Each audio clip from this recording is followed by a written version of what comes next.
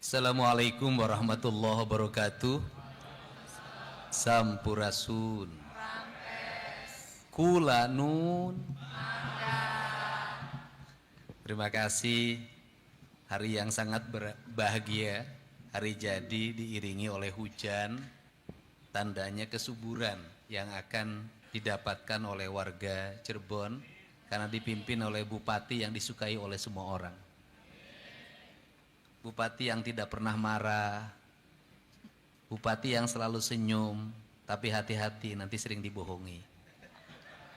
Tepuk tangan semuanya. Yang saya hormati Pak Bupati beserta Wakil Bupati, saya ucapkan terima kasih mengundang saya di sini dan menggeserkan acara menjadi sore hari karena pagi ada acara BPKRI. Ketua DPRD dan para Wakil Ketua DPRD, saya ucapkan terima kasih. Kemudian unsur pimpinan daerah Forkopimda Kabupaten Cirebon, saya ucapkan terima kasih atas kehadirannya. Kemudian juga sesepuh-sesepuh Cirebon, tokoh-tokoh ulama, sesepuh dari Kasepuhan, Kanoman, Kacirebonan, dan Kaprabonan, saya ucapkan terima kasih. Segenap tokoh budaya yang hadir, Cirebon identik dengan cerita masa lalu, cerita Islam, cerita tradisi, dan cerita masa depan. Hadir juga sahabat-sahabat saya dari DPRD Provinsi Jawa Barat. Ada di sini mah bukan Akang berarti Mas ya, Mas Ono Surono. Saya ucapkan terima kasih. Wakil Ketua DPRD Provinsi Jawa Barat. Kemudian ini dulu kalau begitu masuk DPRD pertama nih paling keras sama saya kalau ngomong, Mas Bambang, ya Mas ya. Lupa ngasih ikat sama saya tadi. Kemudian hadir juga teman-teman anggota DPRD yang lainnya. Ada Bapak Haji Muhammad Sidkon, saya ucapkan terima kasih Pak. Ada Ibu Dr. Haja Ratnawati, saya ucapkan terima kasih atas kehadirannya. Bapak Muhammad Asrof Abdik, saya ucapkan terima kasih. Kemudian juga ada mantan PJ Bupati Cirebon, Pak Wahyu, saya ucapkan terima kasih. Kemudian ada Fadiki Saroni, saya ucapkan terima kasih, analis kebijakan. Bicara Jawa Barat itu, kita bicara tentang 4 identitas kebudayaan yang dalam perspektif kepemimpinan kita selama ini, itu hanya menjadi simbolistik seremoni pada acara-acara upacara. Tapi tidak menjadi sistem nilai pembangunan yang membangun karakter, kemudian membangun identitas, membangun branding. Karena sebenarnya nilai kebudayaan akan menjadi nilai-nilai yang bersifat spiritual, akan menjadi nilai yang bersifat ekonomi, akan menjadi nilai yang bersifat identitas, manakala kita mampu membangun branding dan merebrandingnya. Sesungguhnya peradaban itu berasal pada satu peradaban lama yang namanya peradaban Pajajaran. Pajajaran berasal dari peradaban Galuh. Kemudian seluruhnya itu melahirkan 4 kerangka peradaban kekinian. Yang pertama adalah Sunda Kulon yang dipengaruhi oleh kebudayaan Banten, dan itu sebenarnya merupakan pusat peradaban Pajajaran ketika awal. Yang melahirkan berikutnya adalah Kesultanan yang memiliki nilai-nilai religiusitas keislaman setelah mengalami perkembangan di Kacirebonan. Yang kedua adalah peradaban Sunda Priangan yang sangat dipengaruhi juga oleh kebudayaan Mataram, melahirkan satu kultur sistem kebudayaan berdasarkan bahasanya, ada undak usuknya, ada tingkatan bahasa, ada tingkatan manusia, ada menaknya, ada cacahnya, ada ningratnya. Nah, Priangan itu sebenarnya dulu berpusat di Cianjur. Kemudian juga ada kebudayaan Kacirebonan. Kebudayaan Kacirebonan secara eksentrik, Indramayu juga punya karakter kebudayaan tersendiri sebenarnya. Tetapi dari sisi kerangka pemahaman, orang menganggap bahwa itu semuanya kebudayaan Kacirebonan yang meliputi ada wilayahnya Majalengka, kan? Ada sebagian wilayahnya dari Indramayu, ada sebagian Cirebon, ada sebagian Subang, dengan karakternya yang khas. Nah, kemudian saya membagi lagi, ada kebudayaan yang disebut dengan Betawi. yaitu sebuah kebudayaan yang meliputi di wilayah pesisir Sunda Kelapa yang sekarang banyak mendominasi wilayah Depok dan sebagian Bekasi dan kota Bekasi. Keempat kerangka ini itu dalam pikiran saya itu harus segera diturunkan dalam tataran yang lebih teknik dan kemudian dirasakan kehadirannya, bukan hanya cerita sejarah. Maka peradaban itu selalu dimulai, satu, mulai peradaban makanan, yang kedua pertama peradaban bahasa, dua peradaban makanan, yang ketiga peradaban pakaian, yang keempat peradaban seni atau nilai-nilai estetika. Kalau keempat hal ini kita mampu mengadaptifkan dalam spirit kekinian, maka kita tidak akan mengalami krisis keuangan. Karena apa? Karena dalam sistem pembangunan berbasis otonom dengan kerangka desentralisasi berbasis kabupaten kota, sebuah kabupaten yang mampu mengartikulasikan identitas dirinya yang melahirkan pesona wisata, itu akan tumbuh menjadi kabupaten kaya raya.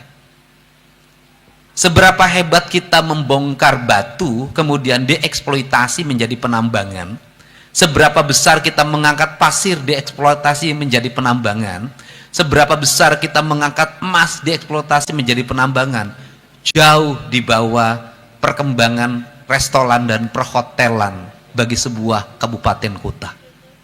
Kita bisa melihat bagaimana Bali itu sangat survive dalam pendapatan daerahnya hanya karena mengandalkan wisata. Keunggulan dari sebuah wisata adalah sesuatu dirawat selamanya menghasilkan uang yang terus-menerus kalau bicara materi. Tetapi aspek-aspek yang bersifat eksploitasi harus ada recovery dan kemudian melahirkan konflik yang berkepanjangan. Kita paham konflik terjadi kalau eksploitasi sumber daya alam pada tingkat lokal, pada tingkat daerah, pasti lahir premanisme, pasti lahir model pembangunan intimidatif, pasti lahir model pembangunan yang anti ekologi. Dalam sesuatu yang lebih luas, perang terjadi karena penambangan. Perang terjadi karena rebutan sumber daya energi. Perang terjadi karena rebutan sumber daya mineral. Perang Iran, Israel, dan Amerika sesungguhnya adalah kompetisi terhadap perebutan kedaulatan sebuah negara untuk mengambil sumber-sumber daya alam bagi kepentingan negaranya, sehingga orang bisa mendapatkan sumber minyak yang murah dan dijual dengan mahal ke negara lain. Saya bicara kebudayaan. Kebudayaan itu akan melahirkan kedamaian. Negara yang paling tentram di dunia ini namanya Bhutan. Dia tumbuh hanya dengan spirit mengelola alam. Hidup tanpa senjata, hidup tanpa dominasi, hidup dengan semangat silih asa, silih asi, silih asu dalam perspektif kesiliwangian. Dan kemudian terbebas dari sebuah konflik berkepanjangan. Maka perspektif ini harus kita bangun dalam cara berpikir kita dalam era desentralisasi yang kita laksanakan sekarang. Itu adalah pilihan terbaik bagi sebuah daerah untuk tumbuh, memiliki spirit keadilan, ekonomi kerakyatan, kemudian membangun tanpa melakukan perusakan adalah merawat kebudayaan. Untuk itu dalam landscape yang saya miliki di 2027, segera bicara kepala PU-nya, segera bicara kepala dinas pariwisata dan kebudayaannya, segera bicara tokoh-tokoh ahli sejarahnya, saya akan mulai mendorong, membranding dan merebranding berbagai daerah, termasuk terutama adalah Cirebon, karena nyata peninggalan kebudayaannya. Kalau bicara Siliwangi, maka kita di wilayah-wilayah Bogor sangat sulit kita merumuskan, merangkaikan cerita sejarah itu dilihat dari sisi fakta-fakta sejarah, peninggalan simbolistik kebudayaannya, karena hampir tiada. Yang ada hanya beberapa situs dan batu tulis masih terasa. Begitu juga Galuh, merangkaikannya agak susah, harus menggunakan rasa sebagai kekuatan untuk membangun antara masa lalu, masa kini, dan masa depan. Dalam pandangan saya itu Bihari, Kiwari, dan Poiso. Keunggulan dari Cirebon adalah seluruh peninggalannya ada, kasat mata, nyata dan terlihat. Kita masih ada bangunan-bangunan kesultanan dengan para pewarisnya. Dengan satu catatan, hentikan konflik agar kita bisa merajut masa depan. Kita masih ada bahasanya, masih ada tariknya, masih ada makanannya, masih ada nilai ajaran. Sehingga apa yang harus di rebranding oleh kita bersama adalah membangun kesadaran kolektivitas. Bagaimana menatanya?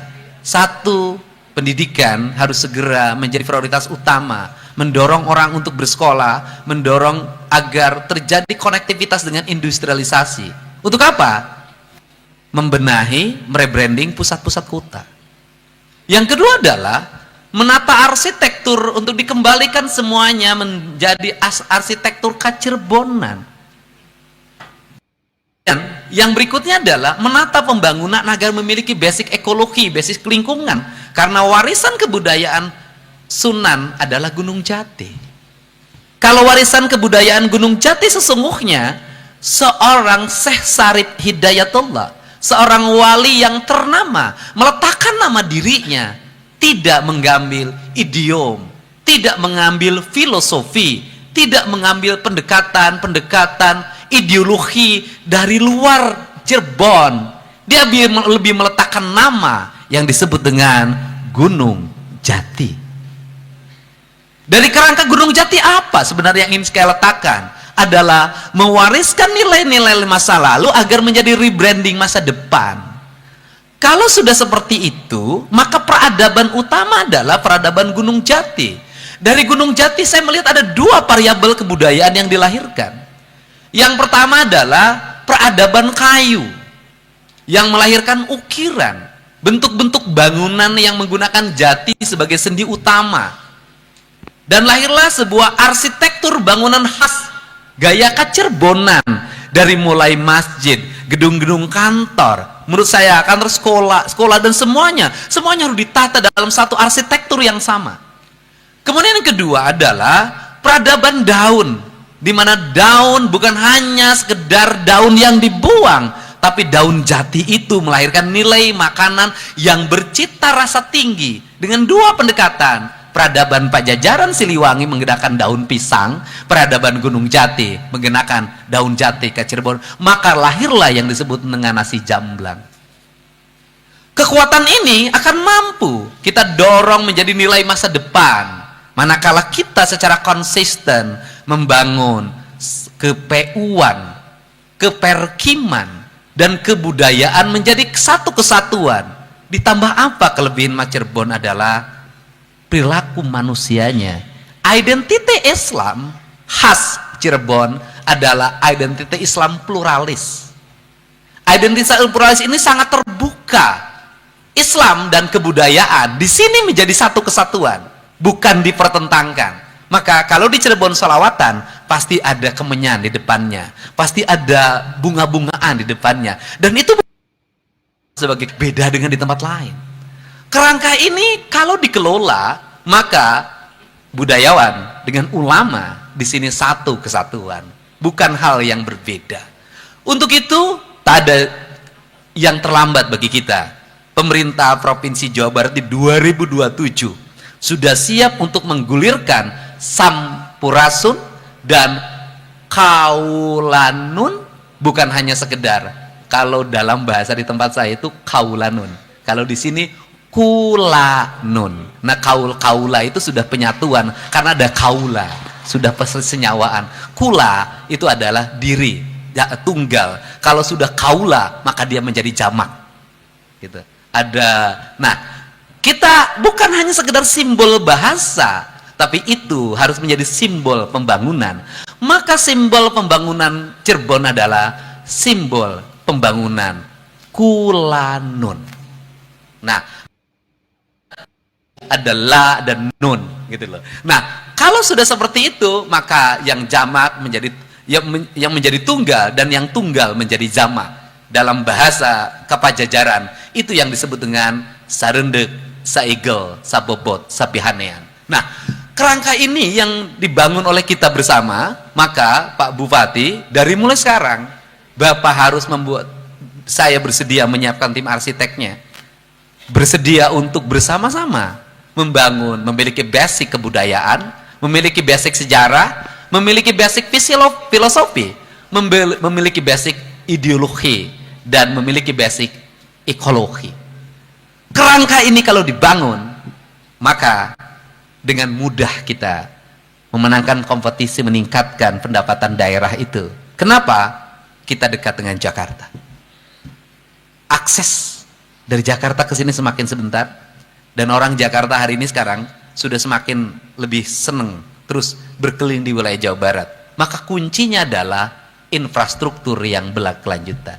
Infrastruktur bukan hanya sekedar jalan, tapi jalan yang estetik. Maka ribut hari ini di Jawa Barat yang disebut dengan Jalan Sirkuit Mandalika. Bukan hanya sekedar itu, drainase yang estetik. Bukan sekedar itu, PJU yang estetik. Bukan sekedar itu adalah Gapura Candi Bentar itu akan nanti semua di seluruh wilayah Jawa Barat. Dan saya ingin memutuskan setelah saya tadi lihat ke kanan dan ke kiri di sini lebih hebat lagi, lebih unik lagi. Saya akan menyimpan di atasnya adalah mahkota Binokasi, karena itu cikal bakal dari kerajaan Sunda. Nah, kalau sudah seperti itu, maka nanti Jawa Barat memiliki 4 variabel keunggulan. Yang pertama adalah dia merupakan wilayah yang memiliki basic ekologi, hutan yang lebat, pantai yang jernih, kemudian arusnya yang terus bergemuruh, yang melahirkan nilai-nilai kelautan yang kuat, yang ini sering kita tinggalkan. Yang kedua, Jawa Barat memiliki alam pegunungan yang kuat, yaitu alam parahyangannya. Kemudian yang ketiga adalah memiliki areal pertanian yang kokoh. Yang keempat, yang ini tidak dimiliki orang, merupakan daerah industri manufaktur yang terbesar di Asia. Kalau ini terkoneksi dengan baik, ditambah dengan sumber dayanya didorong, maka menurut saya tidak terlalu susah kita tumbuh menjadi provinsi terdepan, termaju, dan terbaik di Indonesia. Dengan cara ini, nah, dan pada akhirnya kekuatannya di mana? Saya selalu meletakkan adalah kekuatannya adalah di kata hati, mata hati. Saya selalu mengatakan pembangunan itu adanya di rasa yang kita miliki. Seluruh aspek yang bersifat akademik itu hanya instrumen, bukan aspek yang asasi. Aspek yang asasinya di rasa yang kita miliki. Karena aspek yang asasinya di rasa yang kita miliki, maka lahirlah yang disebut dengan efisiensi dan realokasi.